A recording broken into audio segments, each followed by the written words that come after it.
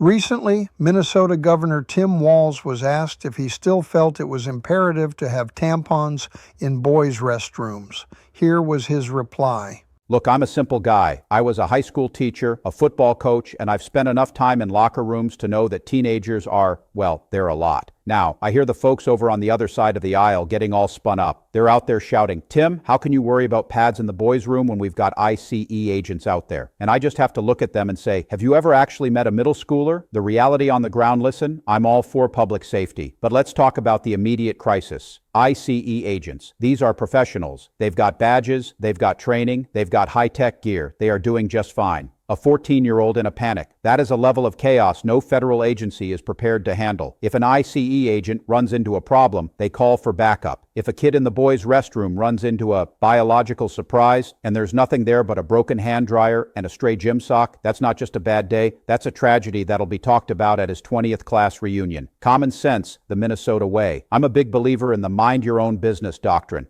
It's served us well in Minnesota. If a kid needs a tampon, he should have one. It's basic plumbing, folks. We're talking about logistics. You wouldn't go into a deer stand without extra socks, and you shouldn't send a kid into a school day without the supplies they might need. We're out here trying to make sure kids can focus on algebra, not on whether or not they're about to have a Red Dawn situation in the middle of social studies. Priorities. Let's be honest. One of these groups is tasked with complex international border policy. The other group is just trying to survive puberty without becoming a viral meme. I'll tell you this, I've never seen an ICE agent cry because they didn't have a hygiene product. I have seen a freshman linebacker look like he's seen a ghost because he didn't know what was happening to his body. So yeah, we're going to keep those baskets stocked. Because in this state, we look out for our neighbors, even the ones who are a little confused, a little messy, and just trying to get through the day without a disaster.